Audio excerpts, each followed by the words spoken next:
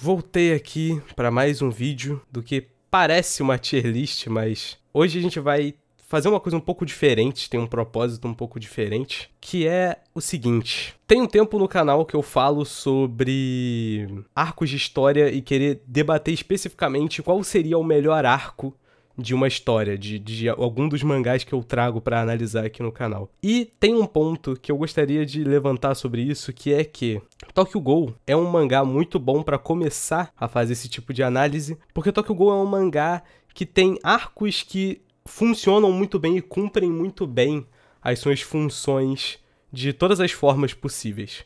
Então eu acho que é um bom mangá pra gente começar a fazer isso.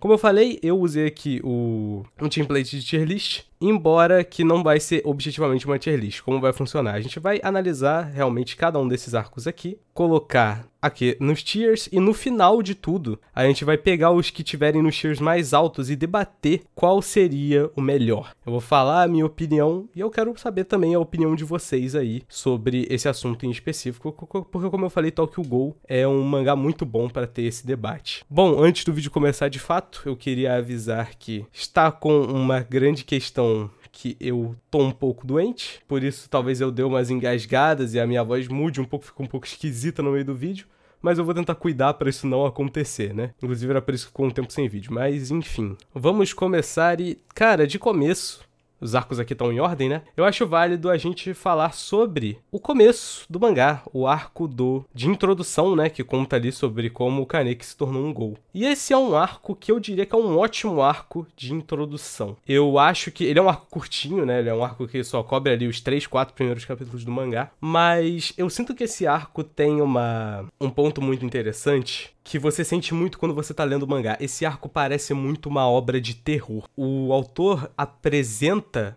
o contexto de Ghouls e de como eles são seres ameaçadores nesse primeiro momento, já que a gente vê a história pela perspectiva do Kaneki. Então você tem a sensação de que o Kaneki está se tornando um monstro, que é justamente a sensação de que ele tem quando ele tá se transformando em um Ghoul no começo do mangá. Por isso eu acho que ele é tão bem executado. É um arco muito bem executado. Ele já demonstra logo de cara, tipo, tudo que você tem que saber. E eu acho que isso é uma coisa que falta um pouco em alguns arcos de introdução de histórias. O arco inicial de Tokyo Ghoul, esse arco de introdução, ele não te lança no mundo no escuro. Ele te fala tudo o que você tem que saber para você conseguir consumir aquela história da melhor maneira possível. E ele também te conta só o que você precisa saber para que você também tenha os plot twists, você também tenha as revelações conforme a história vai avançando. Então, por exemplo, o Kaneki ter os diversos abusos domésticos que ele sofreu é uma coisa que você não sabe sobre o personagem quando você vê ele pela primeira vez. É uma coisa que você entende sobre ele depois. Então eu acho que isso torna essa execução desse arco tão interessante.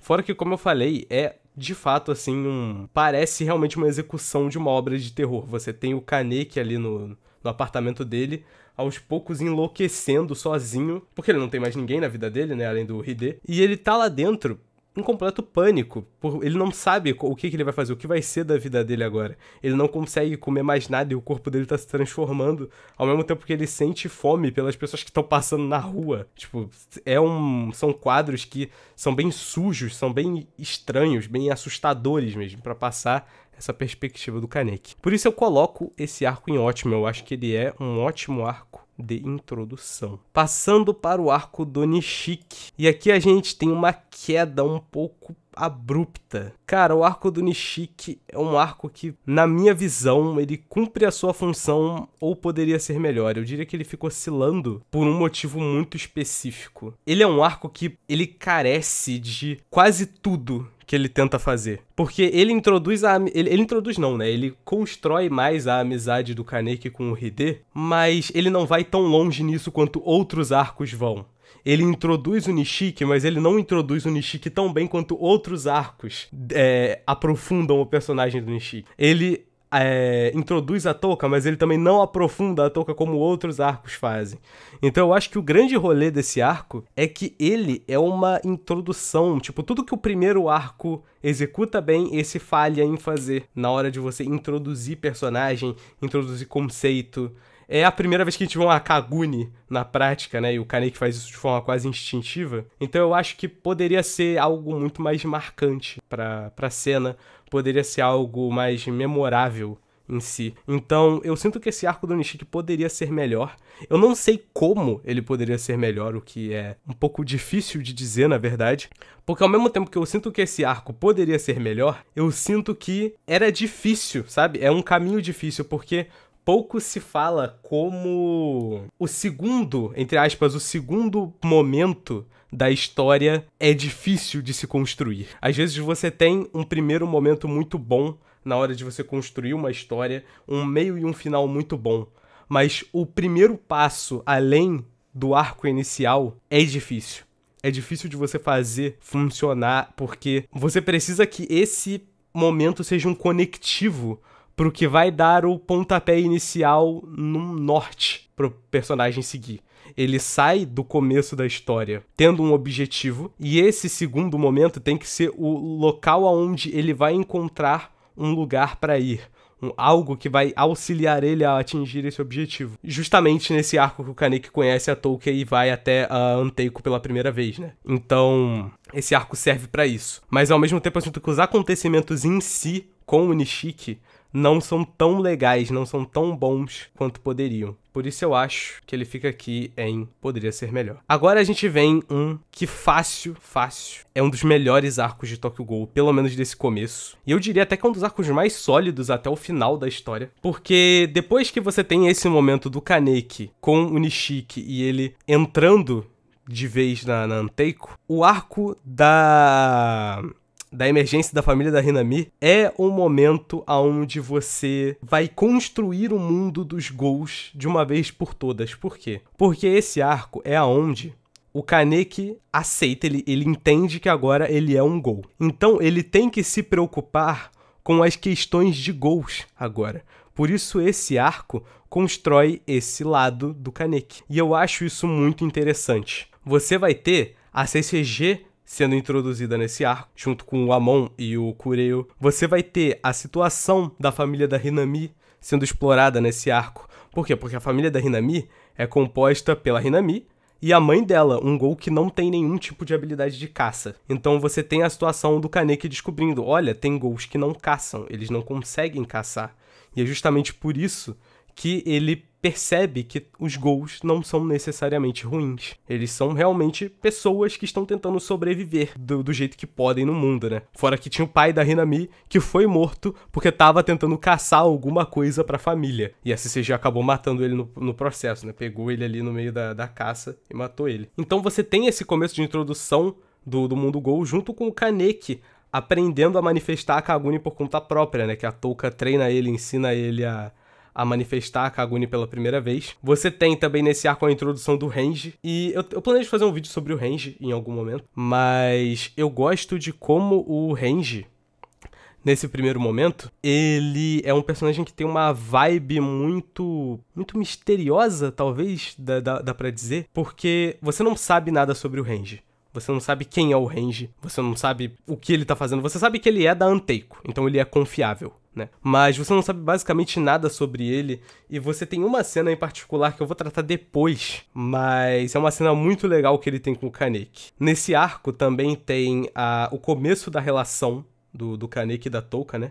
É nesse arco que eles começam a se conectar de verdade. Por quê? Porque é nesse arco que é puxado o grande debate se o mundo está errado ou não. E esse debate é uma das coisas que eu mais amo na obra de Tokyo Ghoul. Eu falei um pouco disso no vídeo do Kaneki, porque o debate de o mundo está errado ou não é uma coisa que constrói a obra como tema central. Ele entra como tema central da narrativa e tudo vai girar em torno de responder essa pergunta. Cada personagem vai ter a sua resposta, vai ter a sua ideia, vai ter a sua noção sobre o que é o mundo. Se o mundo está certo, se o mundo está errado, se o mundo não está certo nem errado, né?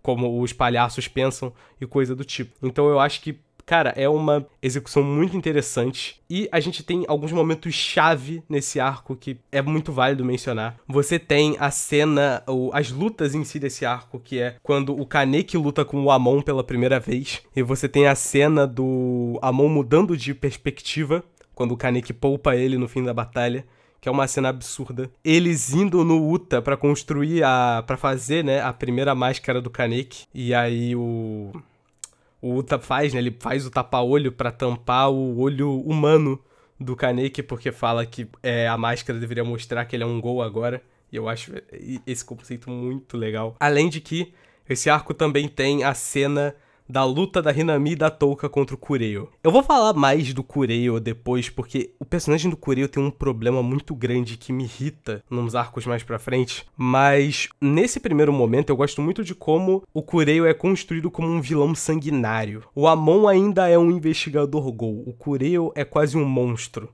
como o Kaneki fala. O Kureyo matou a mãe da Hinami sem hesitar.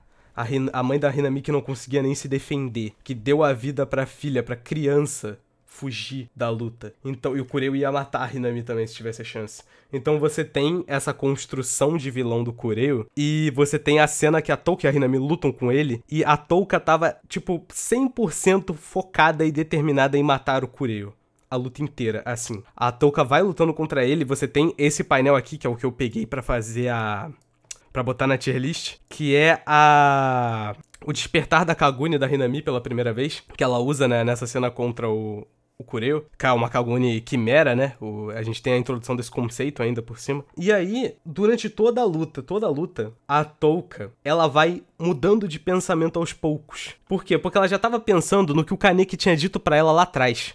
Que o Kaneki tinha falado, que o mundo tá errado, a gente tem que consertar ele. E a Touka não acreditava nisso, a Touka acreditava que o mundo era um lugar ruim, ponto. Só isso, o mundo era um lugar ruim e não adiantava tentar consertar. Por isso ela mataria quem fosse necessário pra continuar viva. Mas quando ela vê o Kureyo e ela começa a repensar sobre isso, ela vai hesitando. E ela hesita completamente quando a Hinami fala que não queria matar o Kureyo porque ela não queria se vingar. Ela só tava triste pelo que tinha acontecido com a família dela. Mas o que me pega logo em seguida é que mesmo poupando o Kureyo, ele tenta atacar a Hinami logo em seguida, e aí a Touka é obrigada a matar ele. E aí perpetua de vez a questão, né?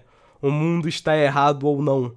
A Touka foi forçada a matar o Kureyo, enquanto o Kaneki conseguiu poupar o Amon. Então você tem o paralelo formado entre esses dois justamente com o que eles tinham levantado antes, na conversa antes das lutas começarem. Fora o painel final desse arco, que descreve exatamente tudo que eu falei, que é só o Kaneki carregando a Touka e pensando na frase, o mundo está errado. Eu gosto muito desse painel, inclusive. E eu acabei de perceber que eu falei tudo isso e esse arco está no ótimo, porque vem coisa muito grande em breve. Mas vamos continuar. Arco do Gourmet, e eu diria que ele é ótimo também. Eu diria que ele é um pouco pior que o arco da Hinami, não porque ele é um arco ruim, mas porque o arco da Hinami tem realmente tropes muito bons pra você explorar, enquanto o arco do Gourmet ele traz coisas interessantes, mas ao mesmo tempo ele traz consequências disso aqui. Tipo, o arco do Gourmet vai contar o quê?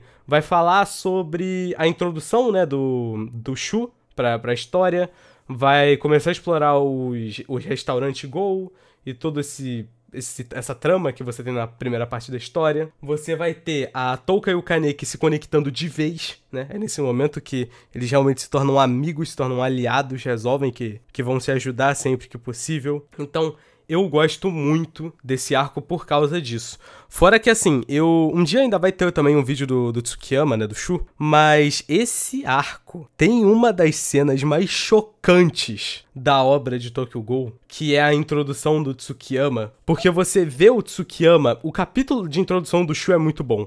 Você vê o Tsukiyama falando com o Kaneki no começo do capítulo. Perdão. Antes, você vê uma mulher vagando pela rua, assim, aleatoriamente pela cidade. Enquanto o Tsukiyama fala com o Kaneki. Eles conversam, pá. Passa o capítulo todo. No final do capítulo, a gente descobre que aquela mulher que tava vagando pela rua, tava vagando porque ela tava sem os olhos. E o último quadro é o Shu com os olhos dela. Cara, é muito sinistro. E eu gosto muito de como o Shu é introduzido na obra por causa disso. Eu acho que o autor fez um excelente trabalho. Embora o Shu vá de vilão sanguinário a um dos personagens mais amáveis da obra em pouco tempo, né? Tipo, você passa desse capítulo aqui, no arco seguinte, o Shu já é um cara que tu tá super super torcendo pra ele entrar no grupo principal, porque ele realmente muda de essência muito rápido, porque ele ficou obcecado pelo Kaneki, né? Ele quer seguir o Kaneki pra qualquer lugar que ele vai. Então, é legal que o Shu tenha uma introdução assim, porque o Shu é um cara meio maluco mesmo, esse que é a parada dele, né? Ele é um cara que tem esse jeito sanguinário, mas ele ficou obcecado pelo Kaneki e resolve que vai auxiliar o Kaneki em tudo até o fim da vida dele pra sempre. Então é muito legal ver como a dinâmica dele se forma nesse primeiro momento. Eu só queria terminar de citar esse arco com uma coisa que me entristece muito. Eu já falei aqui no canal muitas vezes sobre como eu repugno o anime de Tokyo Ghoul, porque ele distorce a obra de 300 maneiras diferentes. E eu acho que uma das coisas que o anime de Tokyo Ghoul fez que eu mais detesto é ter invertido esses dois arcos aqui, porque não tem como fazer isso aqui funcionar. O arco do gourmet tem que vir depois do arco da Hinami, porque as ações dos personagens nesse arco são do jeito que são, porque dizem respeito ao que aconteceu aqui. A Touka vai ajudar o Kaneki a lutar com o Shu, porque ela se conectou com ele durante a investigação da família da Hinami. Você inverter esses dois arcos faz com que a cronologia perca completamente o sentido. As coisas não se conectam mais da forma como deveriam se conectar. Fora que é nesse arco aqui, eu lembrei que tinha assim mais alguma coisa pra comentar, que o Kaneki começa a pensar, será que o que aconteceu com a Arise não foi um acidente? E no mesmo arco a gente tem o Sota, né? Aparecendo pela primeira vez na hora que o Kaneki vai pro restaurante do Shu, né? Então, aí já tem a pista, né? De quem fez o que fez com a Arise. Aqui a gente vai pro primeiro caso de um arco que é uma perfeição absoluta e não tem como esse arco aqui, cara. Não tem como. O arco da Aogiri é uma das coisas mais absurdas que já saiu da obra de Tokyo Ghoul. O arco da Aogiri fala sobre muitas questões, é uma demonstração de fracasso, entre aspas, sobre o povo da Anteiko. E uma das coisas que eu mais acho interessante nesse arco é que ele encerra, obviamente, né, essa primeira metade, né, da obra de Tokyo Ghoul, né, nesse arco o Kaneki fica com o cabelo branco, mas o Kaneki, isso é uma coisa que ninguém entende, porque eu falei sobre isso também no meu vídeo do Kaneki, que é que o Kaneki pode ter ficado de cabelo branco, ele realmente mudou os trejeitos dele, ele virou uma pessoa muito mais sanguinária, muito mais destrutiva, mas ele não deixa de ser o Kaneki. Quando o Kaneki fica com o cabelo branco, ele imediatamente vai salvar a Touka e fala com ela sorrindo, como o mesmo Kaneki que ela conheceu antes. Não mudou essa parte da essência dele. Ele não ficou frio e estranho do nada. Ele fica normal. Ele fica sendo normal. Então, mesmo sendo bem mais violento. Mas não com as pessoas que ele gosta, né? Como o anime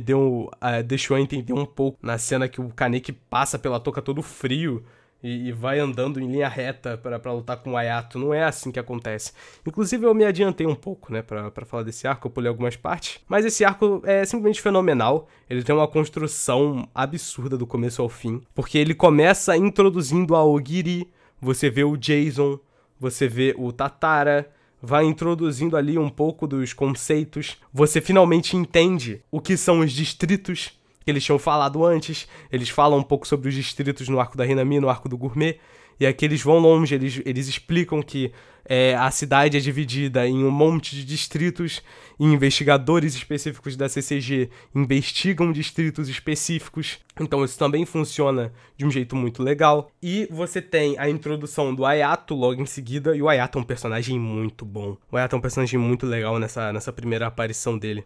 Além de que, quando o Kaneki vai pra base da Aogiri, né, que ele é sequestrado pra lá, e você tem a icônica cena, a grandiosa cena, essa cena todo mundo conhece, até quem não sabe de Tokyo Ghoul, que é a cena do Jason, a cena da tortura do Kaneki com o Jason, que acontece nesse arco. Eu já fiz um vídeo, inclusive, sobre o ponto de vista do Jason dessa cena, recomendo que assista, porque lá eu fui mais a fundo nesse ponto, mas é uma cena que te quebra de muitas formas, porque você vê o Kaneki, e o Kaneki não é só uma pessoa boa, ele é uma pessoa frágil, principalmente nesse começo. Então você vê o Kaneki se pondo na frente de todo mundo pra salvar as pessoas, e você tem ele ali sofrendo, sendo destruído de todas as formas pelo Jason, psicologicamente, emocionalmente, fisicamente. Cara, é uma coisa que te destrói. É uma cena que te destrói. Inclusive, eu tenho que abrir um parênteses aqui pra falar disso. Se fosse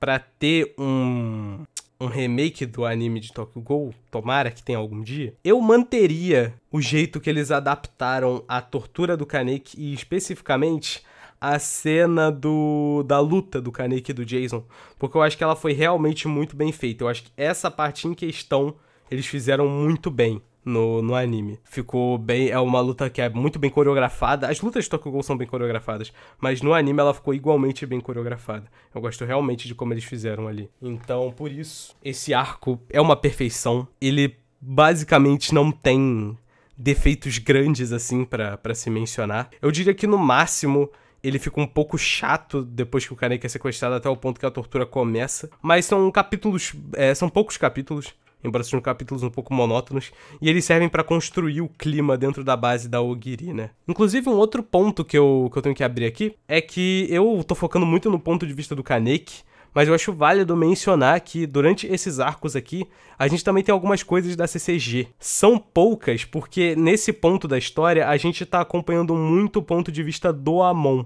Muito mais o ponto de vista do Amon do que de outros personagens, porque não tem muitos personagens dentro da CCG nessa altura do campeonato. Tinha o Kureo, que morreu pra Touka lá no começo da história, então você tem no máximo o Takizawa, que nessa altura da obra basicamente não existe, ele é um figurante, e o Juzou, que é introduzido no arco do gourmet. E você não sabe basicamente nada do Juzou ainda. O Juzou entra como alívio cômico, basicamente, até que você entende que não, ele é absurdamente forte e tem muito pra mostrar dele ainda. Ele, inclusive, a gente entende mais do Juzou no arco da Aogiri, que é quando ele tem aquela cena clássica do Juzou roubando a moto e invadindo a base da Aogiri, tipo, do nada, assim, pela janela, porque ele queria roubar o macaco roll pra fazer a Quink dele. Então é realmente interessante como eles tratam a CCG durante esse começo. Mas o que tinha pra mencionar sobre a CCG propriamente dita é que ela fica cada vez mais... Aos poucos você vai entrando dentro da organização, né? Nesse momento aqui você vê eles mais como vilões, mas aos poucos você vai entendendo, tá, eles estão trabalhando para o que eles acham certo na perspectiva dele. Lá dentro você tem sim agentes que só estão fazendo desgraça e estão caçando por esporte, como o Kureo fazia, mas você também tem gente que tá tentando fazer o bem, como o Takizawa e o Amon. Então, o Juzou também caça por esporte, né? Mas o Amon e o Takizawa que realmente queriam fazer o bem, queriam fazer algo para as pessoas nesse começo. Então eu acho que é muito válido mencionar isso nessa cena inicial. O arco da Ogiri, como eu disse, perfeição e fortíssimo, fortíssimo candidato a melhor arco da obra. Mas isso é uma coisa que a gente vai debater conforme fosse passando. Depois disso a gente tem um arco que eu gosto pessoalmente e eu acho que ele pode ficar no perfeição. Eu diria que não, acho que ele fica aqui em ótimo, porque aqui tem esse local aqui pertence a outro arco que a gente vai falar mais daqui a pouco, que tem na primeira parte, né, do mangá de Tokyo Ghoul. Mas esse arco aqui é o arco do Kannou, da invasão ao laboratório do Kannou. Ele segue diretamente do arco da Ogiri. Tem um time skip de alguns meses, né, pra gente ver como tá ali a situação do Kaneki. E esse arco aqui, cara, ele tem algumas coisas que eu gosto particularmente. Que é o quê? Você tem um grupo do Kaneki, que é bastante carismático. O Banjo, né, o Shu, que tá ali também, e a Hinami, que quer seguir o Kaneki. Esse é um arco que constrói especialmente bem a relação do Kaneki e da Hinami, que vai ser explorada mais pra frente, principalmente aqui, aliás, que a gente tem mais conversas, né, de como o Kaneki e a Hinami se sentem em relação um ao outro, mas é nesse arco aqui que a gente tem a construção dessa relação de uma forma mais profunda, né. Aqui nesse arco aqui que eu vou falar mais daqui a pouco. Mas esse arco aqui tem alguns momentos bem marcantes também. Que é Kakuja, né? A Kakuja do Kaneki surgindo pela primeira vez. Nesse painel belíssimo que ele manifesta a Kakuja de Centopeia pela primeira vez na luta contra o Amon e os membros da CCG. Esse arco aqui é onde a CCG começa a ser construída de verdade, porque você tem a introdução da Akira. E quando a Akira aparece e você começa a ter a relação dela e do Amon sendo feita nesse arco, que as coisas começam a funcionar melhor. Porque você tem a Akira, uma pessoa que é obcecada pelo trabalho, que fica dentro do trabalho o tempo todo porque ela é toda traumatizada, porque ela é filha do Kureo, né? O Kureo que a Touka matou antes. Então você tem a Akira que foca 100% no trabalho, porque se ela não focar no trabalho, ela vai quebrar, ela é uma pessoa quebrada, ao mesmo tempo que o Amon tem essa interação com ela, porque o Amon tá lutando pra fazer justiça, e é nesse ponto que eu não gosto pessoalmente. Por quê? Porque lembra que eu tinha mencionado como o Kureo tinha uma construção de monstro antes? Eu tinha falado isso sobre ele, né? Nesse arco eles tentam dar uma humanizada um pouco no Kureo, porque a gente começa a ver ele pela perspectiva da Akira. É justificável, por quê? Porque a gente tinha visto o Kureo pela perspectiva do Kaneki. E o Kureo que a gente viu era um cara que tava matando a mãe de uma criança inocente sem hesitar. E o Kureo que a gente vê nesse arco é o pai amável da Akira, no flashback dela. Então eu entendo por que tem essa diferenciação, mas eu não gosto muito dela. Essa simpatia não bate em mim, porque eu vi o que o Kureo fez antes. E eu sinto que esse era o efeito principal, mas eu vejo muita gente falando como ficou triste nesse arco porque viu que o Kureo era uma boa pessoa. Não, o Kureo não era uma boa pessoa. Ele não só matou a mãe da Hinami, como ele caçava gols por esporte, ele selecionava as Quinks, e ele falou sobre isso várias vezes. Ele queria matar a Hinami porque a Kagune dela era interessante pra fazer uma Quink legal. Então, tipo, o Kureo não é uma boa pessoa. E eu gosto como a Akira entende isso mais tarde, né? Mas a simpatia em si com o Kureo é o ponto que me incomoda. Não a construção do pai da Akira com ela nesse momento. Além disso, nesse arco a gente tem o Juzou, e a origem dele sendo revelada. E aqui a gente vai começar a construir o Juzou pro que vai acontecer com ele mais pra frente aqui no arco depois, né? Que aqui, cara, a gente tem a revelação, né, de como o Juzou foi criado na infância dele, de como ele foi resgatado, a relação que ele tem com a Kuro e a Shiro nesse primeiro momento. Inclusive a icônica cena do Juzou sacando as 56 facas lá da Quink dele, que é muito legal, adoro essa cena. E além disso, a gente tem a segunda luta, né, do Amon e do Kaneki, como eu falei antes. A Touka fica um pouco apagada porque o Kaneki sai da Anteiko, né? Então, os personagens que são da Anteiko, como o Nishiki, inclusive, eu não falei disso, no arco do Gourmet, a gente tem o Nishiki entrando na Anteiko, né? O arco do Gourmet, parte do pontapé inicial do arco do Gourmet, é o Nishiki indo pedir ajuda pelo que tinha acontecido com ele e com a namorada dele e tal. Então o Nishiki acaba virando um personagem fixo pro grupo do Kaneki. E um dos melhores amigos do Kaneki, né? Diga-se de passagem. Mas voltando ao arco do Laboratório do Kanou, esse arco também tem muitas coisas interessantes. A gente tem a revelação lá do que sobrou, né? Da Arise, você tem o Kanou contando como o Kaneki é só um experimento que deu certo. E eu gosto muito desse trope. Por quê? Porque o Kaneki, você debate muito sobre o protagonista escolhido, né? Protagonista escolhido, se ele foi escolhido ou se os feitos dele têm relevância porque ele foi escolhido, tudo acontece pra ele porque ele foi escolhido. Não, o Kaneki foi um experimento que deu certo. Centenas de outros falharam antes do Kaneki. O Kaneki só é o primeiro que deu certo. Só isso. É por isso que a gente acompanha a história do Kaneki. Porque ele é o primeiro híbrido de Gol e humano artificial que o Kanou fez que realmente deu certo. Então eu gosto muito de como essa revelação é feita, porque o Kaneki responde o Kanou, né, nessa cena. Ele fala que, mesmo sendo só um experimento que deu certo, ele vai lutar pelo objetivo dele de conseguir acabar com o mal, né?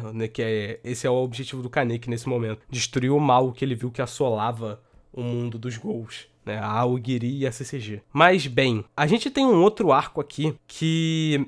Esse arco, ele é um arco bem forte, é um arco bem interessante, que é o arco da conclusão, o arco de... Como eu posso dizer? Não conclusão não é a palavra certa, mas eu diria que é o arco da realização do Kaneki. O arco onde ele percebe o que ele estava fazendo. E eu gosto muito desse arco. Por quê? Porque esse arco é papo de uns 15, 20 capítulos que não tem luta. Tipo, não tem um combate, não tem um pingo de ação. É um arco completamente narrativo, só dos personagens conversando. Você tem nesse arco o quê? A introdução da Eto, mas a gente não sabia que ela era Eto, né? Ela era só a autora dos livros que o Kaneki gostava, e ele vai lá no negócio que ela tá fazendo, na convenção que ela tava lá, ele vai junto com a Hinami, e a gente tem a primeira conversa deles cara a cara. Ela sabia que ele era o Kaneki, mas ele não sabia que ela era Eto, né? Então você tem essa interação sendo bem interessante. Além de que esse arco também tem 2 tópicos, 2 pontos, aliás, 3 pontos que eu gosto muito, muito mesmo. O primeiro deles é a construção da Touka. A Touka nesse arco volta a aparecer com bastante frequência e ela tem umas coisas muito interessantes, principalmente na relação dela com o Kaneki. Porque é nesse arco que a Touka percebe que ela se importa com o Kaneki. Tipo, ela já tinha feito isso quando ela foi, né? Ela foi ativamente salvar o Kaneki lá no arco da Aogiri junto com o resto da Anteiko. Mas nesse arco, quando o Kaneki resolve sair da Anteiko, é quando a Touka percebe que ela queria que ele não tivesse saído. Ela passou a sentir falta do Kaneki. Então, quando ele se reencontra com ela, que ela vê ele de cabelo branco e vê que ele mudou, que eles lutam, né? Você espera que vai ter um reencontro caloroso. Não, ela luta com ele. Ele nem revida, né? Não chega a ser uma luta, mas ela bate nele. E você tem a cena onde ela só pergunta por que você mudou. E eu acho que essa cena já diz muito do que a gente precisa saber sobre a relação da Touka e do Kaneki. Gosto realmente de como isso é feito. Além disso, o segundo ponto que eu gosto é sobre como essa discussão afeta o Kaneki, sobre como ele percebe que talvez destruir tudo não seja a resposta. Talvez ele precise entender o que é a Aogiri, o que é a CCG, ao invés de só destruir esses grupos de todas as formas. Antes dele destruir, ele precisa entender por que esses grupos existem, por que eles se formam e por que eles funcionam da forma que eles funcionam. Então eu gosto de como isso acontece. Além disso, esse arco tem uma das melhores cenas de Tokyo Ghoul, que é o flashback do Renji. Eu tinha falado, né, que tinha uma cena do Renji e do Kaneki que eu gostava muito, e é essa cena quando o Kaneki resolve perguntar sobre o passado, né? Ele queria saber mais sobre o Yoshimura, e ele resolve perguntar pro Renji, porque ele sabia que o Renji tava na Anteiko há mais tempo do que todo mundo. Então ele vai até o Renji e pergunta pra ele sobre o passado. O Renji conta toda a história dele com o Uta, sobre como um investigador Ghoul muito poderoso matou a irmã dele, esse investigador Ghoul muito poderoso que a gente vê no flashback. E aí a gente descobre, pela primeira vez, o nome Arima Kishou, né?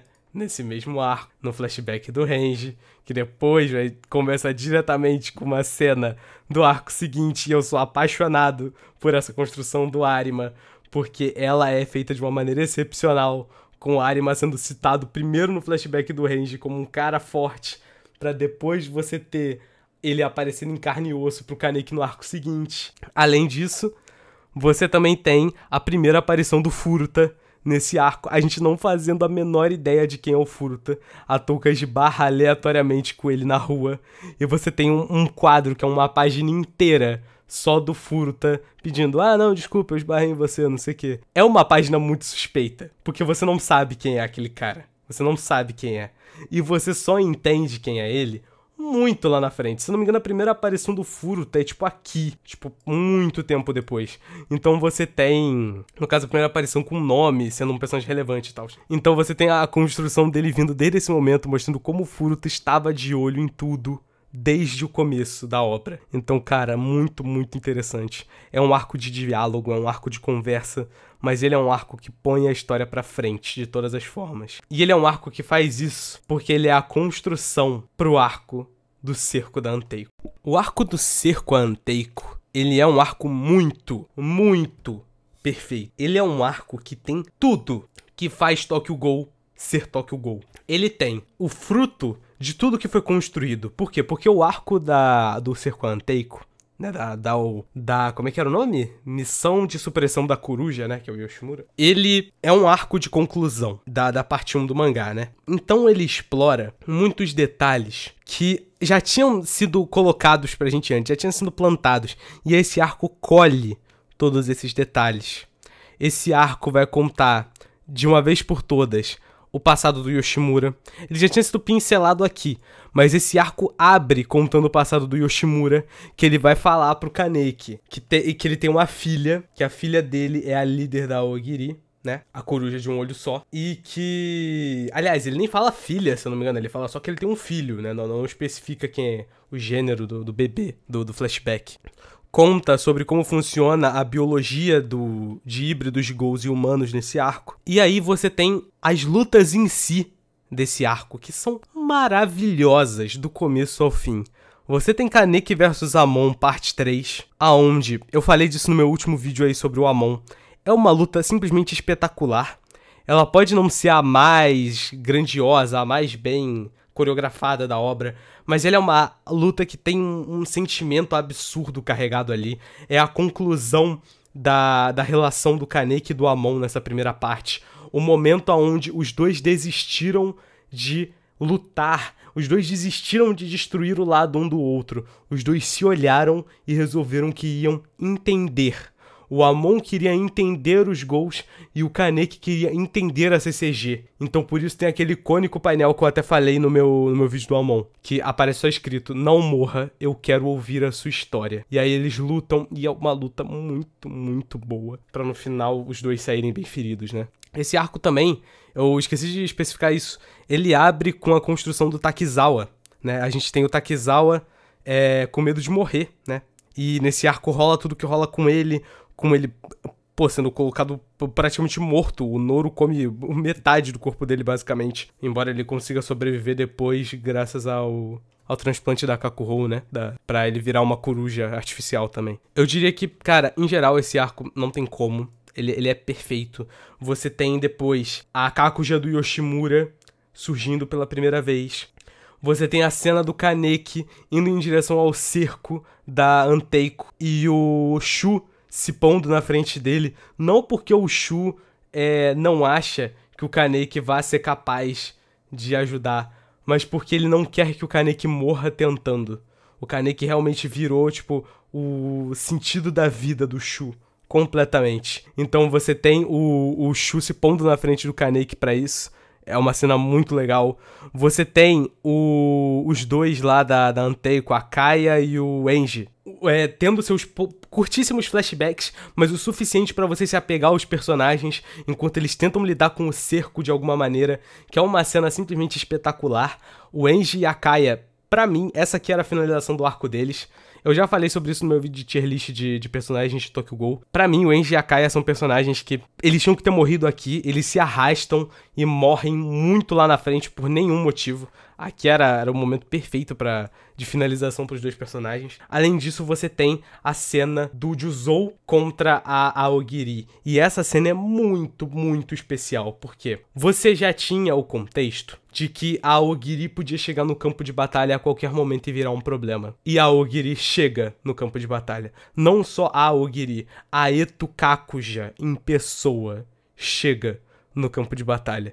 Então quando ela chega na frente do Juzou, e o Juzou, que até o momento tava, tipo, se sentindo invencível, basicamente, sendo completamente destruído instantaneamente pela Eto, é uma cena que ela tem muito peso. Ela tem muito peso. Porque a gente tinha visto o flashback do Juzou no arco anterior, e esse arco constrói muito mais coisas sobre ele.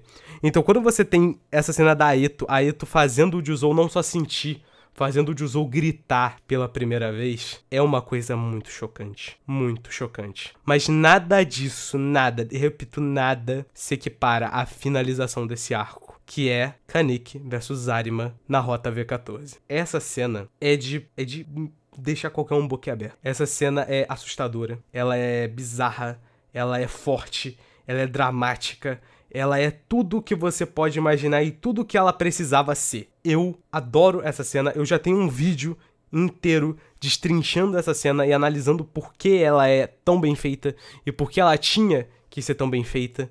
Então eu recomendo muito que assistam esse vídeo depois. Mas é sério, esse arco, o arco do cerco a Anteiko, da missão de supressão à coruja, chame como você quiser, é um arco perfeito. É um dos melhores de Tokyo Ghoul e facilmente também competindo a melhor arco da obra. Mas agora a gente sai de Tokyo Ghoul e a gente começa a entrar em Tokyo Ghoul RE. Aqui a gente tem a primeira metade do mangá, né, o primeiro mangá em si, né, Tokyo Ghoul. E aqui a gente tem alguns pontos, um saldo em geral extremamente positivo para a obra de Tokyo Ghoul. Então eu diria que Tokyo Ghoul no geral é uma obra, poxa, excelente, excelentíssima assim. E vocês vão perceber que nos primeiros arcos de RE a coisa cai um pouquinho. Mas tem um motivo específico do porquê acontece essa queda. Entrando em Tokyo Ghoul RE, a gente tem um dilema. Que é o quê? Cara, Tokyo Ghoul RE começa com o Kaneki mudando completamente quem ele é, né? Ele se torna Raiz Sasaki, um agente da CG, você tem a introdução do Esquadrão Quinks, você tem diversos personagens novos aparecendo, e aqui você tem um ponto bem negativo, na minha opinião. Eu não gosto do arco inicial de Tokyo Ghoul RE. Por que eu digo isso? Cara, primeiro, isso é uma coisa que se arruma depois. Se arruma depois de muitas formas, mas o que eu tenho pra dizer disso aqui é: os membros do Esquadrão Quinks são inicialmente muito interessantes, eles são muito rasos, eles são muito... Tipo, é normal eles serem personagens rasos, eles acabaram de aparecer pela primeira vez, mas o problema é que eles não são só rasos. Você não se importa com eles. Você não se importa com eles porque você se importava com os amigos do Kaneki. Eu não quero saber dos amigos do Raiz. Eu queria saber aonde estão os amigos do Kaneki. Então quando você começa a ler o RE e você tem essa quebra, é uma sensação muito esquisita. E eu não diria que é esquisita de um jeito bom. Mas eu dou um desconto pro autor nesse caso, por um motivo bem simples. Eu pensei, repensei, analisei outros pontos da obra e não tinha uma maneira melhor de executar isso do que a forma que ele executou. Realmente, em alguns vídeos aqui do canal de Shingeki, a maioria de Shingeki hoje em dia não tá mais público, mas em alguns vídeos antigos do canal de Shingeki, se você é mais antigo no canal você deve saber, eu falei como introduzir o pessoal de Marley na obra de Shingeki tão tarde foi um problema, porque você não tinha como simpatizar com os dois lados, com você conhecendo muito mais um dos lados do conflito desde o começo. Tokyo Ghoul é um mangá que não sofre desse problema, porque Tokyo Ghoul introduz a CCG, introduz a Ogiri, a Anteiko, introduz aqui o Esquadrão Quinks e vários outros grupos aos poucos, de forma que você entende todos eles, entende o que eles pensam e cria certa afeição por personagens de todos os grupos. Então lá na frente, quando as coisas se encaminham para os grupos se juntarem em prol de um mundo melhor, as coisas ficam muito mais orgânicas. E eu acho que isso Tokyo Ghoul executa bem, e eu acho que nesse primeiro arco não tinha como não fazer desse jeito. Não tinha como não ser assim. Não tinha como não ser a introdução do Esquadrão Quinks. Não tinha como não ser um pouco da Ogiri aparecendo ali aos poucos, e a serpente, né, que é o Nishiki, também aparecendo nesse primeiro momento, e também a primeira aparição do Torso, cara. E o Torso é um personagem muito difícil de falar sobre. Eu vou falar mais sobre ele na conclusão do personagem, mas vocês sabem o que eu penso sobre o Torso. Eu falei sobre ele na minha tier list de personagem. O Torso é provavelmente o único personagem de Tokyo Ghoul que eu realmente não gosto. Eu desgosto do Torso, eu acho ele um personagem bem mal executado por parte do autor. Mas, passamos disso aqui, eu acho, na minha opinião, não gosto do arco inicial de Tokyo Ghoul. Eu acho que é um arco ok, eu acho que você pode gostar dele. Por isso que eu deixei a definição daqui como não gosto. Porque tem muitos outros arcos em Tokyo Ghoul que você pode desgostar também. É normal isso. É normal você gostar ou não gostar de uma parte. Eu realmente acho o Tokyo Ghoul uma obra ótima do começo ao fim. Mas esse ponto aqui eu realmente não gosto. Não gosto desse comecinho. Eu acho que ele falha em criar essa conexão com o Esquadrão Quinks em primeiro momento. Embora, como eu disse, era necessário que o Esquadrão Quinks fosse introduzido nesse momento. E como eu disse, o autor corrige isso depois, tornando o Esquadrão Quinks personagens cada vez mais interessantes, né? Então dá pra ter esse desconto aqui nesse momento. Por outro lado, o arco da quebra-nozes, cara, eu diria que cumpre sua função. É um arco que é ok, como esse aqui, mas esse arco aqui, ele é muito melhor do que esse. Ele é um arco que introduz melhor os personagens novos, começa a construir algumas coisas, como o estado mental do Shu e como tá o povo da Anteiko, que não é mais Anteiko, né? Agora é a RE, né? A nova cafeteria. E não tem mais o Yoshimura, né? Agora é só a Touka, o Renji e o Nishiki que ficam por lá. Então você tem essa construção, os núcleos voltam a ser divididos. Eles voltam a ser bem explorados todos ao mesmo tempo. E fora que nesse arco aqui é onde o Esquadrão Quinx começa a ser bem legal de se acompanhar. Você começa a ter a construção do Shirazo como um membro bem interessante do Esquadrão Quinx. Ele com certeza é o primeiro a ficar interessante entre todos os membros do Esquadrão Quinx, então eu acho que o arco da Quebra-Nozes é um arco ok, assim como esse. A diferença é que ele cumpre muito bem a sua função. Fora que a Quebra-Nozes é uma vilã um pouco dane-se, né? Ela é meio descartável, por isso que ela morre logo no arco de introdução, mas é porque a Quebra-Nozes ela entra como personagem feita pra representar justamente o que a CCG enxerga nos Ghosts. A Quebra-Nozes é uma personagem que a gente mal conhece direito o passado dela, porque ela é feita pra ser morta pela CCG nesse arco. Ela é uma personagem criada com esse propósito, pra justamente a gente ver o tratamento da CCG com os Ghosts pelo ponto de vista da CCG. O Kaneki agora é um membro da CCG, então é interessante que a gente veja isso pelo ponto de vista dele nesse momento. Fora que, como eu falei, a construção do Esquadrão Quinx começa a ser melhor feita nesse arco. Você vai ter melhor a relação do Urie com o Raize, a relação da Saiko com o Raize, e o Mutsuki também começa a crescer um pouco mais nesse arco. Embora que o próximo arco é um arco que também pega tudo isso e eleva a um nível muito alto, cara. O arco do leilão é um arco que ele tem muitas coisas legais. Eu diria que esse arco e o do Laboratório do Kanou só não estão em perfeição porque eles são... As coisas que estão aqui são mais absurdas do que as que estão aqui. Mas quando a gente fala de qualidade narrativa, não é louco pensar que eles são tão bons quanto esses. O arco do leilão abre com coisas muito legais. Você tem nesse arco Ayato e Hinami voltando pra obra e a dinâmica deles super interessante, super legal. Eu gosto muito, mas muito mesmo da relação da Hinami e do Ayato e de como ela é construída nesse arco, de como a gente vai vendo eles se conectando aos poucos, de como o comportamento da Hinami, os pensamentos da Hinami sendo mandados pro Ayato são o que vão fazendo ele começando a pensar sobre o que ele estava fazendo na Ogiri. Esse arco traz também em si um plot twist absurdo, que é a revelação de que o Takizawa estava vivo e de que agora ele era um meio Gol. Você tem a luta dele contra o Kaneki, que é espetacular. A luta deles dois no leilão é simplesmente incrível, a luta deles. E é essa luta que origina o painel do Kaneki, o icônico painel do Kaneki triste. Não tem como passar por esse arco aqui sem falar que é nesse arco que acontece esse painel aqui, que é por isso que eu peguei ele pra botar na tier list. Porque esse aqui é outro painel que, mesmo se você não conhece Tokyo Ghoul, você conhece essa imagem do Kaneki. Você pode nem saber que é o Kaneki, mas, bom, é nesse arco que acontece, durante a luta do Takizawa e do Kaneki, né?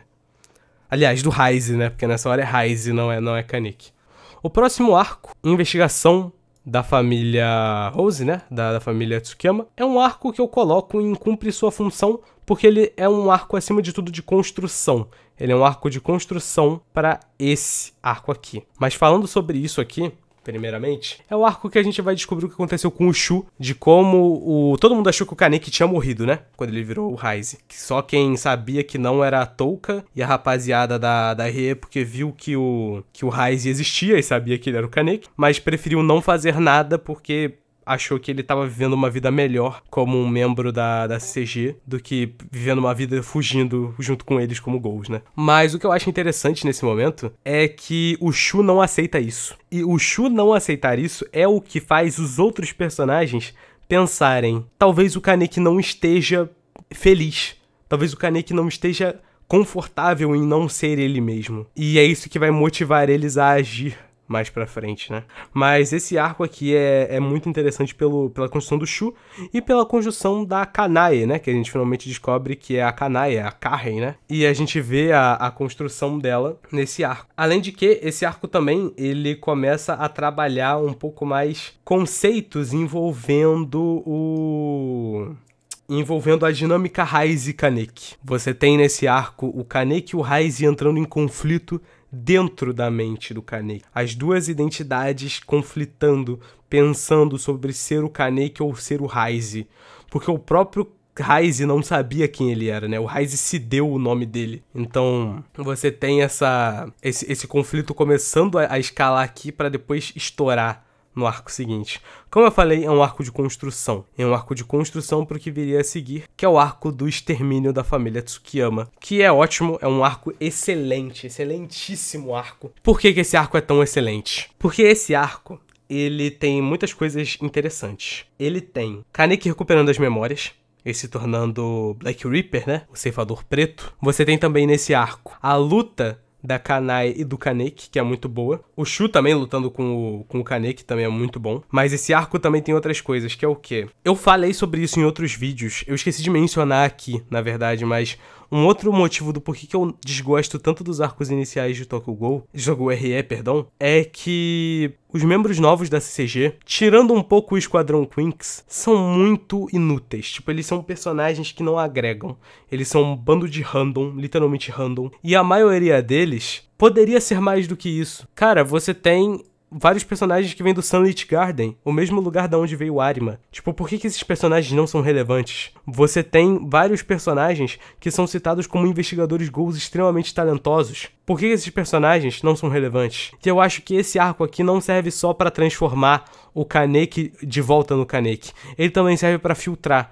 Todos esses personagens morrem nesse arco, de alguma forma. Pros membros da família Tsukiyama, né? O que acontece no arco é a CCG indo pra cima da família Tsukiyama, né, no prédio do pai do Shu, pra exterminar a família inteira, que é uma família de ghouls, né? Todos esses personagens desinteressantes morrem de alguma forma nesse arco. E eu acho muito bem executado da parte do autor fazer isso. Esses personagens realmente não teriam papel, não teriam função, não teriam lugar na trama a partir desse momento. E já que eles são personagens totalmente desinteressantes e descartáveis, executa logo eles aqui. Tipo, tira eles da história. Não tem motivo pra eles estarem. E é justamente por isso que a situação da Kaia e do Enji, como eu falei no arco do Cerco da Anteiko, me irrita tanto, porque eles eram personagens que já tinham tido o arco deles fechados naquele arco, eles não tinham pra onde ir mais, eles poderiam ter ficado por ali mesmo, mas, bom, não foi isso que o autor resolveu fazer. Mas voltando ao tópico principal, o arco da execução da família Tsukiyama, você tem nesse arco também uma das coisas que eu acho mais interessantes, que é a morte do Shirazu e o Urie vindo a si, né? O Urie resolvendo que ele não queria mais ser o que ele estava sendo. Eu falei mais sobre isso no meu vídeo do Urie, mas esse arco aqui é o catalisador da mudança do Urie, que ele resolve não ser mais só o cara mais forte, o cara que vai resolver todos os problemas, o cara que só se importa com a glória. Ele resolve que vai proteger o Esquadrão Quinks. Ele resolve que vai ser a pessoa da linha de frente. Vai ser a pessoa que vai cuidar da família dele. Porque ele não quer que aconteça o que aconteceu com o Shirazu com mais ninguém. E eu acho isso muito, muito legal. O Urie é um personagem incrível, como eu já falei no meu vídeo dele. O Urie é um personagem muito legal. E esse arco aqui, também tenho que mencionar, porque eu não poderia simplesmente passar por esse arco sem falar dela. Esse arco nos traz o flashback da Eto, a minha personagem favorita do mangá. Não traz só o flashback, né? Traz a construção inteira pra personagem da Eto, onde a gente descobre mais sobre ela. A gente já tinha visto o passado dela, né? De como ela nasceu no arco do Cerco da Anteiko. Inclusive, eu esqueci de mencionar, mas o painel final da Eto achando o Yoshimura no chão, no final do arco do cerco, e ela desfazendo a Kakuja e caindo lá de cima e a gente vendo o rosto dela pela primeira vez e finalmente percebendo que ela é a autora dos livros do Kaneki, é uma coisa simplesmente genial. É uma coisa simplesmente genial e extremamente bem feita. A construção do Arima e da Eto são duas das coisas mais fenomenais que já saíram do mangá de Tokyo Ghoul. Simplesmente fenomenais. Mas, voltando ao que eu tava falando, o flashback da Eto, que a gente descobre como foi a infância dela nesse arco, e não teve como, cara. Se eu já gostava da Eto antes, foi a partir daqui que eu me apeguei completamente à personagem, virou minha favorita fácil. Eu adoro a Eto, eu amo muito a personagem, gosto muito das cenas dela na obra, de como ela debate muitos tópicos interessantes e de como ela é muito mais do que você espera que ela vai ser. Você acha que a Eto vai ser só uma vilã sanguinária que ela não vai ter nenhum tipo de construção ou coisa do tipo. Mas não, a Eto é uma das personagens mais profundas da obra de longe, assim. Eu já fiz um vídeo sobre a Eto também, mas eu acho que ele tá um pouco datado em comparação aos outros pelo nível de qualidade. Talvez eu refaça ele um dia, mas eu tô pensando ainda sobre o assunto. Mas, cara, em geral, a Eto é uma personagem muito, muito incrível. Muito incrível. E, com tudo isso que eu falei, você pode estar se perguntando agora, por que esse arco não tá em perfeição? Porque o que tem nesse arco que tira ele da perfeição? Porque ele parece um arco perfeito. Ele ainda tem painéis belíssimos com toda a construção da Kanae e a morte da Kanae no final do arco. Mas por que esse arco não vai pra perfeição? Porque com tudo isso que eu falei aqui, acredite você, se puder, esse arco também é um arco de construção. Porque ele constrói a terceira invasão da Colcleia, que é esse arco aqui. Um arco absurdo, um arco incrível e que muda pra sempre o jeito que você enxerga a obra de Tokyo Ghoul. O arco da invasão à Colcleia é um arco que ele simplesmente é fenomenal. Ele é fenomenal, ele tem um problema. Ele tem um problema que eu vou falar daqui a pouco. Mas vamos focar nos pontos positivos. Lembra que eu tinha falado que o arco da execução da família Tsukiyama era um arco de construção? Por que eu disse isso? Porque esse arco constrói e coloca todo mundo aonde eles deveriam estar para a execução do arco da Colcleia. O que são essas coisas que são executadas, né? Você vai ter Eto na prisão, Arima defendendo a Colcleia e tendo sido mandado pra Colcleia. Você tem Kaneki voltando a ser o Kaneki. O Esquadrão Quinks se separando do Kaneki e indo fazer outra coisa. Você tem Hinami presa, Ayato saindo da Aogiri. Você tem Ayato se juntando com o resto do pessoal lá da RE e eles indo lá pra Colcleia salvar a Hinami. Você tem Amon voltando, Takizawa e o Kaneki no meio disso tudo. Esse arco é um arco que ele é um show, ele é um show. Ele é um arco que situa tão bem você em todos os aspectos, que é um arco que você simplesmente não consegue. É um arco que você lê ele e ele vai fluindo como um rio, tá entendendo? Porque você já sabe aonde todos os personagens estão, você já sabe o que todos eles estão fazendo e você sabe quais são os objetivos de todos eles. É uma construção, uma execução de construção de mundo tão fenomenal que você fica boquiaberto do começo ao fim enquanto você tá lendo. Porque não é só a construção. Os acontecimentos desse arco são absurdos. Você tem como acontecimento nesse arco a luta final do Arima com o Kaneki saindo da fase de Black Reaper e se tornando de vez o Ken Kaneki, o rei de um olho, que ele vai ser até o final da obra. É o Kaneki definitivo que nasce nesse arco. Você tem a conclusão do arco da Eto. Você tem a conclusão da relação do Ayato com a Touka, deles voltando a se gostarem como irmãos, né? Deles se reconectando. O Renji também se pondo de frente pra proteger eles dois. E você tendo a conclusão do arco do Renji, que tinha sido iniciado lá atrás, nesse arco aqui de transição. Você finalmente tem a conclusão dessa questão aqui nesse arco. Cara, o arco da terceira invasão da Colcleia é simplesmente espetacular. É uma coisa que você passa mal, assim, demais lendo, porque é bizarro, é bizarro. E eu tinha falado sobre ponto negativo, né? Cara, esse arco tem um ponto negativo que ele compartilha com o outro da família Tsukiyama, que é a randomização do Noru e do Tatara. Não vou me estender, já falei disso no meu vídeo de tier list de personagem. Não entendi o que o autor tentou fazer com o Noru e com o Tatara. Eles eram personagens fortes demais, importantes demais, interessantes demais, pra terem sido reduzidos a nada do jeito que eles foram reduzidos aqui. São coisas... A finalização dos personagens faz sentido pra cacete. Mas não deveria ter sido feita do jeito que fez. Ficou mal executado, ficou esquisito, ficou rushado. A gente mal entendeu como funcionava a questão da família do Tatara. Então, na minha visão, Tatara e Noru são super ponto negativo nesses dois arcos. Um ponto positivo que isso traz é a luta do Takizawa contra o Amon. Esse ponto é definitivamente muito bom. O Takizawa e o Amon lutando, né, nesse arco é muito bom. Junto com a Akira, né, que chega depois. Agora, eu tinha falado de um ponto negativo no arco da Colcleia e eu preciso falar, cara. Eu não gosto do que o Mutsuki sofre nesse arco. Eu já falei sobre isso algumas vezes também no canal, que eu não sou contra você explorar esses temas numa obra, mas o jeito que o autor trabalha o torso me deixa um pouco incomodado. Porque o torso ganha backstory. E ele ganhar backstory é um problema? Não, o torso ganhar backstory não é um problema. Por quê? Porque a backstory do torso só serve de paralelo para o Mutsuki. Então fica uma dinâmica interessante. O problema é que a backstory do torso tenta passar empatia. E o torso é alguém que não merece nossa empatia. Ele merece ódio. Ele merece repulsa. Então, esse é o único ponto negativo que eu consigo pensar no arco da Cocleia. Isso estraga a sua experiência com a obra? Não.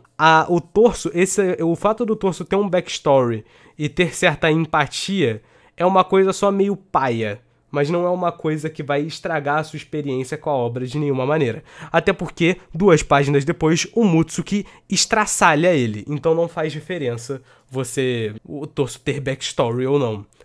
Diga-se de passagem.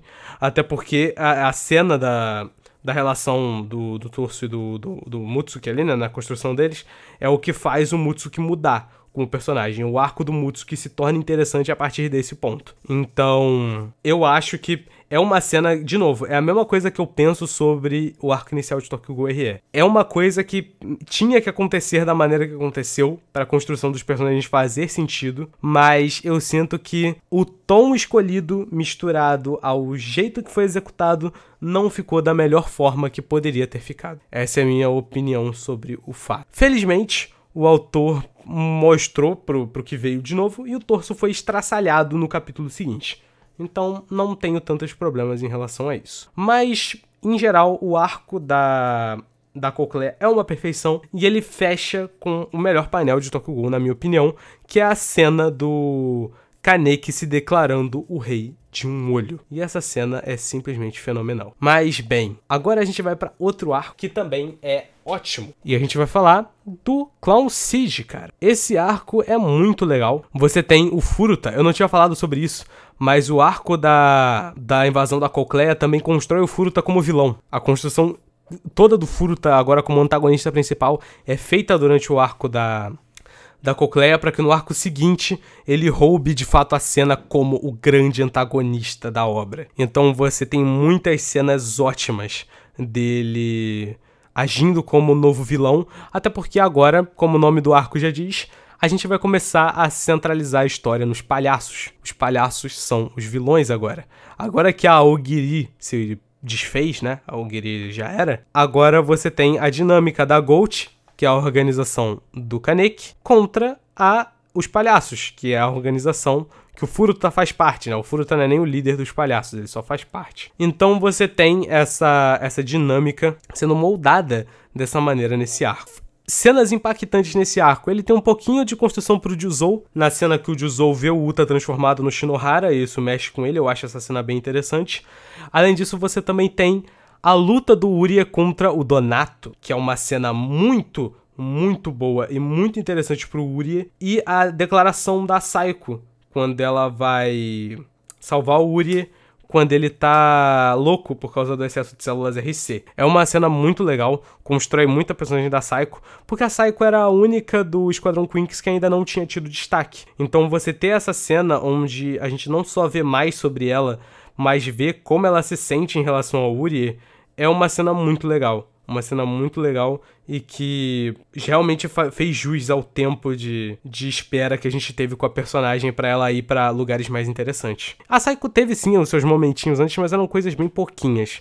Aqui que ela brilha de verdade. Além disso, esse arco também tem cenas muito legais esteticamente, como essa que eu escolhi pra representar o arco, que é o Kaneki de terno branco, chegando no Clown Siege pra salvar as pessoas, né, salvar os civis que estavam sob ameaça no ataque dos palhaços. É uma cena muito legal. E todo mundo da Gold que foi pra ajudar os civis estava de terno branco. Então foi uma cena muito legal. Esteticamente muito incrível. Eu gosto muito de como ela foi feita. Além disso, esse arco também tem a assustadora cena, cara, do ataque dos palhaços. Que, cara, não tem como você não ficar chocado quando você vê aquela cena pela primeira vez, porque você tem os palhaços atacando os civis e o autor faz questão de deixar essa cena bem gráfica, mostrar como os palhaços estão atacando, tipo, eles são realmente um grupo que foi lá pra destruir todo mundo.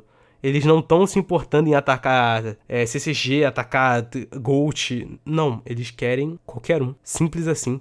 Eles são o caos. E eu acho que isso constrói ainda mais o paralelo, né? Começa a construir o paralelo do Kaneki com o Furuta desde aí, a relação de ordem e caos que eles têm um contra o outro, justamente também pelas suas organizações, a Gold e os palhaços. Mas, em geral, saldo positivo.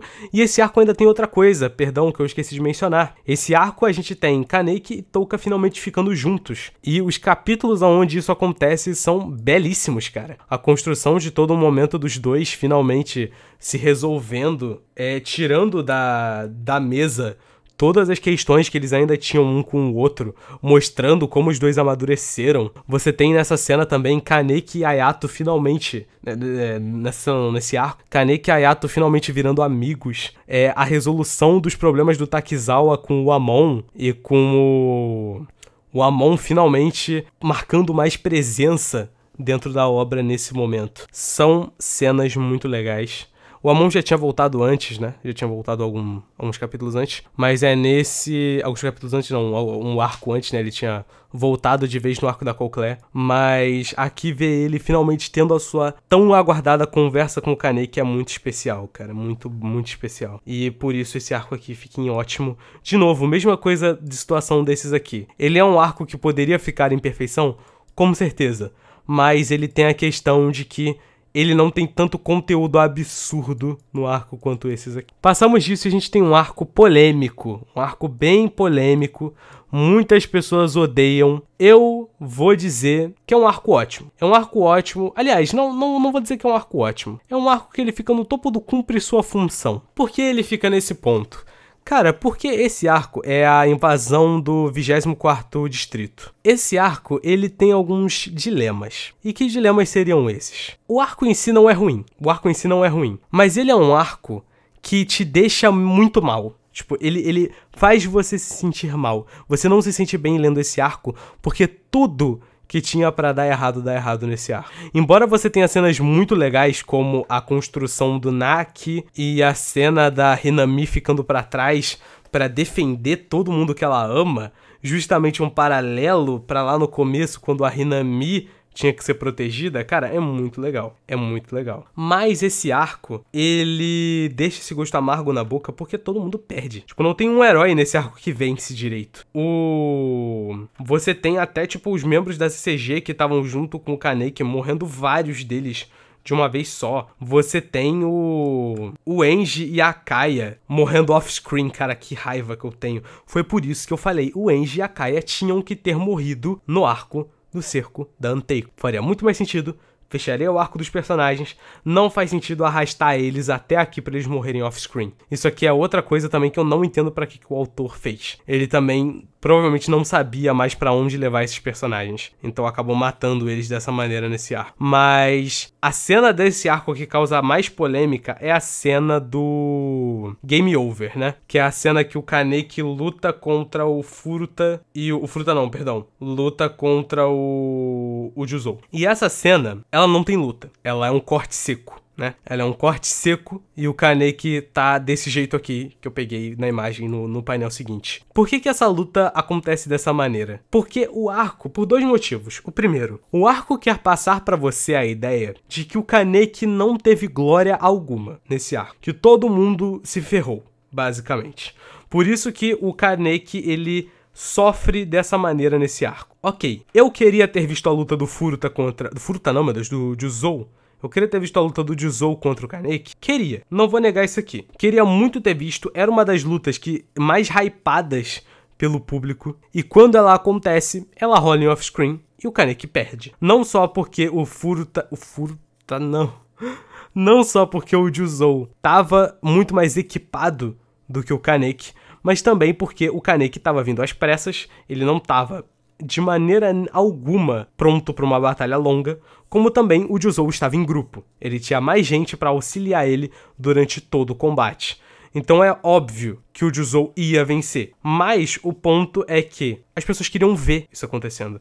E é por isso que esse arco desagrada tanta gente. Embora, como eu disse, esse arco, ele é feito dessa maneira porque ele segue uma proposta em específico. Eu gosto disso? Não. Eu preferiria ter visto realmente a luta. Porque eu também sou fã e eu também queria ver a luta do Juzou e do Kaneki. Ia ser uma das coisas mais épicas de Tokyo Ghoul. Mas, infelizmente, não foi como aconteceu. O autor resolveu botar a narrativa em primeiro lugar, por isso fez a luta ser da forma que foi. Mas o próximo momento é dragão. E esse aqui é perfeito, é perfeito. E eu acho até que a gente pode puxar esse aqui junto pra falar dele logo em seguida. Porque esses dois arcos aqui, teoricamente, são um só, né? Eles são o arco da Guerra do Dragão. Mas eu separei eles em dois, porque isso aqui é muito melhor que isso aqui. Tipo assim, não é um abismo de diferença de qualidade. Perdão. E isso aqui chega a ser esquisito de ver. Por quê? Cara, o dragão é um conceito que tinha sido introduzido agora. A gente tinha entendido mais sobre o dragão aqui. Então, a gente ver o dragão na prática, nesse arco, é uma coisa muito assustadora. A gente não sabia do que um dragão era capaz. A gente só tinha ouvido o termo. Então, quando ele aparece, você fica assustado. Você fica assustado porque a construção do capítulo é absurda. A construção de todo momento do Kaneki se tornando dragão, perdendo os sentimentos, perdendo a percepção dele do mundo. O capítulo se chamando só um grito e uma repetição de palavras, que é um hábito que o Kaneki tem quando ele tá sob estresse excessivo, é uma coisa muito bem feita e muito, mas muito bem pensada. Além disso, você tem mais construção pro Kaneki quando ele tá dentro do corpo do dragão e finalmente fechando o arco do Mutsuki e do... Aliás, o arco do Mutsuki não fecha aqui não, perdão. Fechando mais da dinâmica do Urie com o Kaneki nesse momento, porque o Urie é um dos responsáveis por salvar o Kaneki de dentro do dragão. Então você tem esse momento sendo muito especial pro Urie e pra Touka também, que é quem puxa de fato o Kaneki de dentro do corpo do dragão. Esse arco em geral é perfeito, porque ele não tem maiores defeitos. Ele fica aqui porque, além dos acontecimentos dele serem absurdos e absurdamente bem executados, não tem como você pensar em realmente algo que esse arco faz de muito errado, na minha opinião. O que é diferente do arco final aqui, o arco pós-dragão, que sim, é um arco incrível e é uma das melhores finalizações de obra que eu já vi. Mas ele tem um problema muito grande, que é o quê? O Kaneki. A parte do Kaneki é ótima. A parte do Kaneki lá, a luta dele com o Furuta. A luta dele com o Furuta é incrível. A luta do Kaneki com o Furuta é maravilhosa. Você tem a cena do... as conclusões de arco. Kaneki falando com o Hide. Kaneki falando com o Urie. Kaneki falando com a Touka. Todas as cenas do Kaneki conversando com os personagens durante o arco, parece que é o autor virando pra você e falando, sabe todas aquelas conversas que você queria ver lá desde o começo do mangá? Que você queria ver o Kaneki conversando com esse personagem sobre essa situação aqui que aconteceu? Eu não esqueci dessas conversas e ele puxa todas elas nesse momento. E todas elas são exatamente do jeito que elas deveriam ser. É especial, é incrível e é bem executado. Qual que é o problema desse arco, então? A parte dos personagens secundários é muito ruim. Tipo assim, ela é realmente bem questionável. Por que eu digo isso? A parte do Urie com o Mutsuki, não. A parte do Urie com o Mutsuki é realmente bem feita. Fecha tanto o arco do Urie quanto o arco do Mutsuki muito bem. Mas a parte dos outros personagens é descartável pra menos. Basicamente, você tinha a situação de... enquanto o Kaneki tá dentro do dragão, né? Dentro do corpo do dragão, junto com o Ayato, pra achar o Furuta e derrotar ele lá dentro... aliás, não é nem pra isso, né? Pra destruir o núcleo do dragão. O Furuta que tava lá dentro, eles sabiam que ele tava lá dentro, então sabiam que iam ter que lutar com ele em algum momento. E enquanto o Urie cuida do Mutsuki, o resto do pessoal tinha que fazer alguma coisa. Então, o autor resolveu colocar um monte de soldado da V random pra eles lutarem. E se fosse só uns soldados random, não teria um problema. Mas o autor não se limitou a soldados random. Ele trouxe corpos, tipo os corpos de personagens que a gente já viu até o momento que morreram e que foram recuperados pela CCG, estavam reanimados por estímulo do dragão, da toxina do dragão, e por isso estavam de pé lutando, como se fossem zumbis. Essa cena agrega em alguma coisa? Não. Ela serve pra alguma coisa? Também não. Ela tem algum viés narrativo que representa alguma coisa? Também não. Essa cena só não precisava existir, Você não precisa trazer esses Ghoul zumbis, entre 1 milhão de aspas aqui, eles são meio que mortos-vivos mesmo. Mas você não precisava trazer eles, porque eles não agregam em nada. Eles não têm motivo para existirem nesse momento da obra. Não tem para que você explorar eles dessa maneira. Então eu não gosto disso. Eu acho que poderia muito bem ter deixado os membros da Gold lutando só contra os soldados random da V, enquanto o Kaneki lutava contra o Furuta.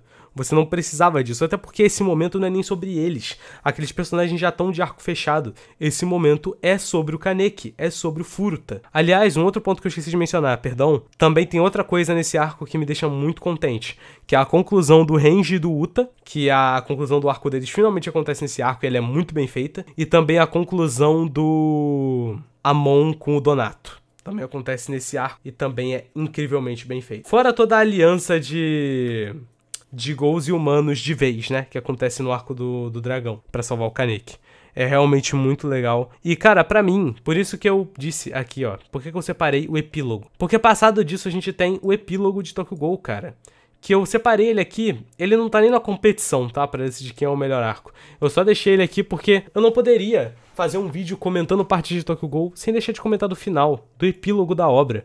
Um epílogo que finaliza o que tinha que ser finalizado e encerra a obra com maestria. Ele não precisa ser mais do que ele é, ele entende o que ele é e ele é exatamente o que ele precisava ser. Por isso eu amo tanto esse epílogo, eu amo tanto esse final. Cara, Tokyo Ghoul é uma obra com uma finalização perfeita. Tipo, tem seus tropeços, como eu falei, no negócio dos Ghouls mortos-vivos, etc. Mas, em geral, você chega no final e termina de ler e você se sente feliz. Você se sente aliviado. Você pensa, nossa, eu terminei de ler um mangá e eu não preciso ficar pensando o que eu faria diferente. Depois essas coisas batem em você, mas nesse momento aqui você só termina de ler e fica feliz, fica contente. E eu acho que isso é o sentimento perfeito que uma história tem que passar acima de tudo. Por isso eu coloco esse momento da obra aqui em perfeição. Mas agora vamos pro que todos queriam ouvir. Quem é o melhor? Qual é o arco de Tokyo Ghoul? O melhor arco da obra. Você tem aqui 4 opções muito boas. E qualquer uma das 4 podendo ocupar essa posição. Mas com tudo que vimos aqui hoje, com tudo que eu consegui destrinchar acerca desse assunto, não tem como ser diferente. O melhor arco de Tokyo Ghoul é a invasão da Cocleia. A invasão da Cocleia é um arco que tem seu defeito, seu grande defeito, como eu falei, com a questão do torso. Mas, tirando isso, esse arco é tudo. Esse arco tem momentos especiais. Ele muda a obra pra sempre. Ele traz a conclusão dos 2 melhores personagens da obra, 2 dos melhores no caso, que são o Aeto e o Arima. E ele tem painéis absurdos, a arte aqui chega num ápice extremamente bizarro de bonito. Então, na minha visão, na minha concepção, o melhor arco de Tokyo Ghoul é o arco da Cocleia. Porque mesmo com o tropeço que ele tem, ele consegue se manter num nível estupidamente alto, num nível de escrita estupidamente brilhante e incrivelmente maravilhoso de você acompanhar, de você ler. Esse arco aqui é o arco que faz tudo que você viu em Tokyo Ghoul e Tokyo Ghoul RE valer a pena. Esse arco é incrível, esse arco é maravilhoso e você só se sente recompensado lendo ele. Os outros arcos aqui também, como eu disse, poderiam estar aqui. Isso varia de opinião para opinião. Mas na minha visão e na conclusão da minha análise sobre todos esses arcos incríveis que a gente viu aqui, a terceira invasão da Cocleia é o melhor arco de toda a obra de Tokyo Ghoul. Mas bem, por hoje foi isso. Vídeo longo e eu espero que vocês tenham gostado desse formato que eu trouxe aqui nesse vídeo. Planejo repetir ele, fazer ele com outras obras e analisar outros contextos de outros arcos, mas por hoje é o que temos aqui. No mais é isso, deixa o like, se inscreve, até o próximo vídeo e falou!